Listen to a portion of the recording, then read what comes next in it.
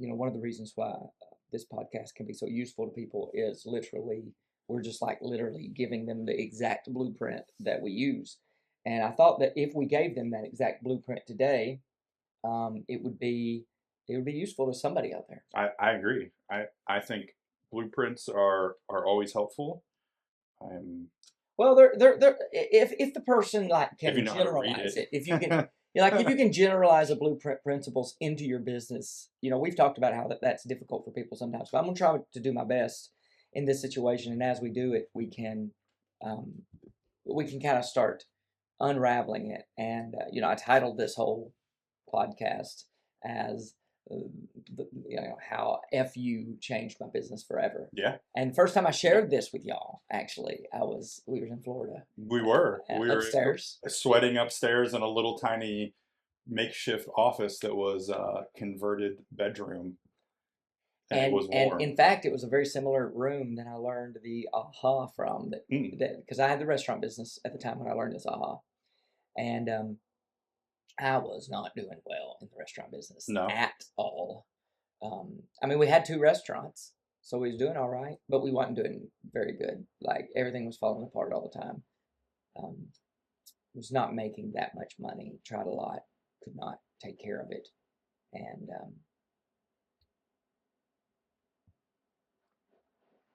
I think that is everything okay?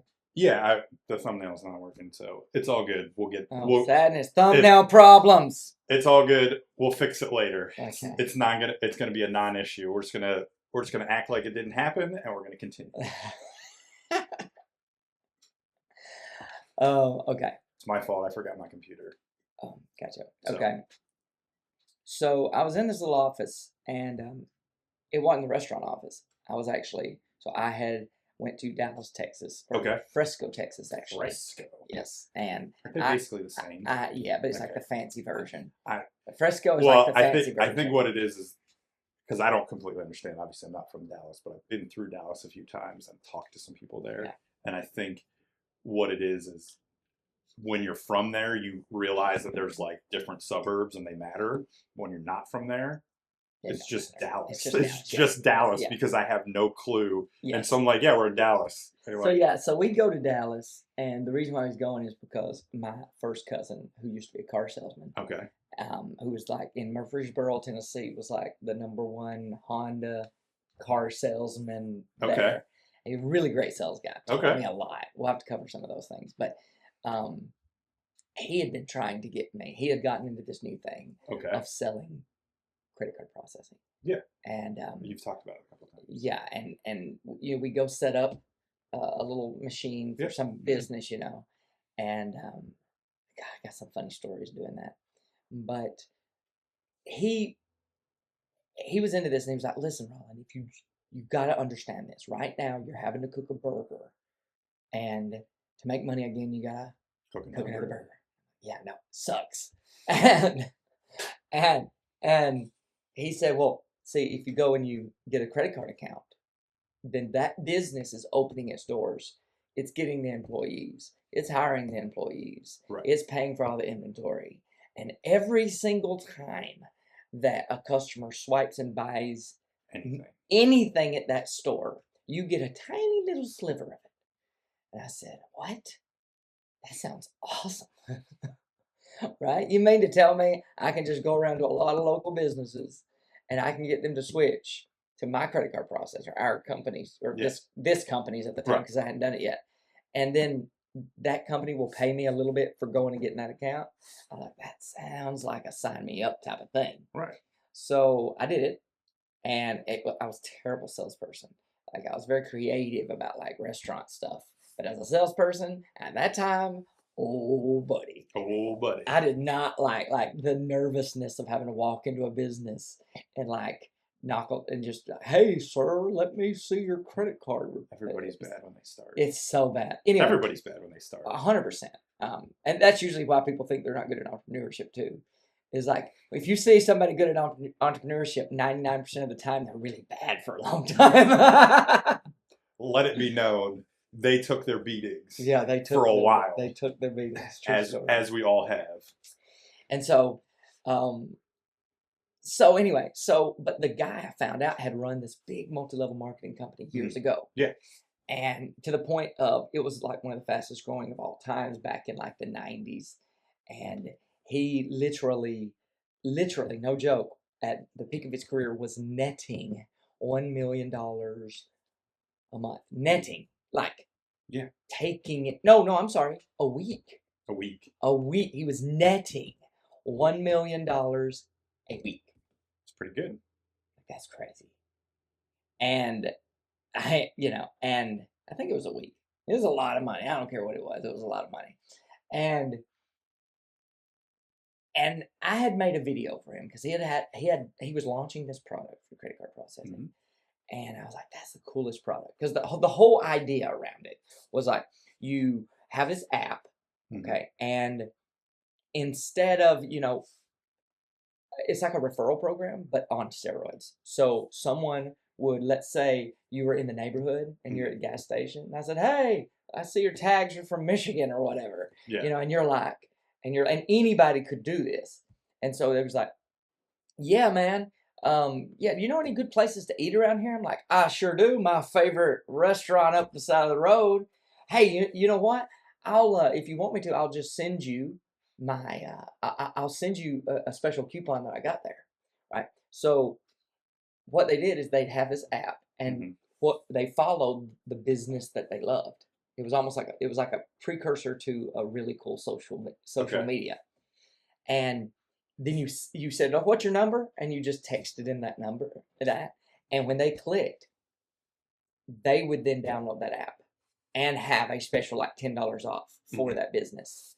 And when they went to said business, you would get rewards, perpetual rewards. So every single time that person ever went to that restaurant, forevermore, you got a percentage. That's cool. Forever. That's cool. Yes. And so then what you would do is you would find your favorite 10, 12, 15 businesses. And anytime someone says, where's the best deal for blah, blah, you do it.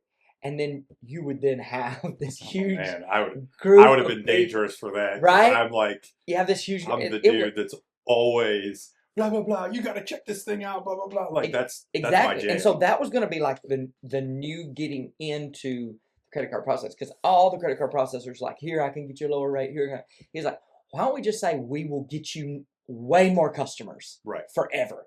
And you just do our. Who cares if we give you cheaper rates? If we up your business by 30, 40, 50%, doesn't matter. Right. Irrelevant. So here's this app. We're going to get you set up on this app. And then guess what? And he knew that if the restaurant here started doing it and everybody started doing that, then the restaurant across the street would have to get the same app. Oh, yeah. They would have to. Yeah. Right? And then everybody in any town, it would just like cut, like, boom, then everybody had it. Right? And then it would be a competition on who gave the best rewards, right, to who you're sending your friends and family to. But in creating that product, there would be all this profit that would happen. And all that money would be flowing through that credit card company. I was like, this is like absolute brilliant. He had it patented and everything. It was like next level. He had spent like $1 million trying to get it developed, and every single time he developed it, just never worked quite right. And anyway, make a long story short, we were there, and when I seen what he had built, I was like, I'm gonna make a video about this, so I can just like a real quick, like a little like a cartoony, and so I made a video for it, and I sent it to him for approval. I was like, I want to use this video. Can I use it? Is this accurately doing it? He called me. He freaked out. He was like, I want you to start working with me more. More directly. Regular. Yeah. And I was like, all right, cool, whatever. And he like sent me $5,000 in a magazine just as a thank you. I was like, well, that's awesome. And which came at a really great time at the time, because they usually do. Right. He just had cash in a magazine. He was like, more than that's waiting for you here in Dallas. And I was like, okay. So we go down to Dallas, and I'm there. And at the time, I was like in a big like Bob Proctor world. Yeah. Like I was like, oh, manifesting and all this nonsense. And I was like, I was of course still like a believer, like a Jesus follower, but I was like, but not real. But like my theology was like all like, it was like I had separated like the spiritual from like all this practical stuff because I didn't really understand how to read the Bible from a practical profit producing perspective. So I latched on to whatever was next. You were a Christian. Yeah. I mean, yes. Nothing else after that statement applied. Well, I mean, that's not exactly true, but probably pretty close. But so many of the core doctrines of that New Thought movement and the New Age movement are really doctrines of demons, but I didn't recognize it as the thing. And so, make a long story short, I got into that really big, and I was talking to him, and we was talking about making profit and doing this kind of stuff. And he got so frustrated with me because he hated that stuff. He was so practical and pragmatic. And he said, we was in this tiny little room, okay? And it was like white, there was like a whiteboard. It was like nothing fancy, 10. Right? Yeah, it was like little bitty. And there was like 5 or 6 of us in there because we had been beta testing this program. And I was telling him all these things that was wrong with it. Right. And then this other guy was telling him all these things was wrong with it. And like, he was saying, shut the F up, because the biggest producers was in the room. Now, I didn't know it at the time, but he was like, shut the F up, shut the F up, shut the F up. And he was like screaming it because what I didn't realize, I thought that what we were doing in that room was actually trying to brainstorm the problems. And what he was actually doing is getting his salespeople to go out there and push it more so that we could get more feedback to then fix the problems. Right. Okay, but I didn't understand that at the time. Right. And I only got that years later looking back about it. Okay, so they all like leave, and he looks at me and we're talking about something, and he's like, shut the F up, Rollin. What's wrong with you? Look, if you want to get rich, if you want to have money, this is how you do it. And he goes to the board and he starts drawing these little squiggly people everywhere, right? And he puts little dollar signs on them. He's like, this is all the money in the world that exists, okay? Do you see this? This is your world. This is all the money that exists in the world. Do you understand that right now? I'm like, actually, in my head, I was thinking, actually, more could be produced because you could think about it and all this nonsense. And he was like, but I was like, I was going to humor him because he's ready to hit you with something. And he's like freaking wealthy, and I was not, right? So I was like, okay, man, I don't know something. So I was like, okay, yeah, that's all the money that exists. He's like, listen, this is you, and he drew a picture of just a one person over here. He's like, what you want is those people's money in your pocket. That's how you get rich. I was so like that hit me so wrong. Like what are we getting at? He's like, no, you got to understand. Here's what you have to understand. What you have to do is to figure out what these people want more than the money that's in their pockets. And if you're holding what they want in your hand, they will happily reach into their pockets, grab that money, and trade it for that thing. And that was this moment for me, because coming from the restaurant business, I was like, okay, these people want this food, food, and like trying to make it work and all this kind of stuff. And it really got biblical for me, over me kind of mulling this over. Because if you look at like Jesus' core teachings of everything, and obviously Jesus teaches more than just about money, right? This is true. But he's always talking about how the greatest is the one that serves everyone else. Right. Right. The master is the one that serves. And I was just really mulling all this stuff over. And I finally realized that actually, because people think that business people are like out for greed, out to get their money. Well, we know where that programming comes from, so we'll maybe we touch on that a different day. Yeah, but when I was looking at this, I was like, holy crap! The way to get money in any domain, in any business, in anything, is to figure out what the people want more than they want the money that they have. Okay? Whether they're rich, poor, it doesn't matter. Like, nope. What is their problem that's painful enough that they will trade the dollars in their bank account, on their credit card, in their crypto account, whatever it is. Yeah, whatever. What do they want? And I was like, oh my gosh, that literally changes everything.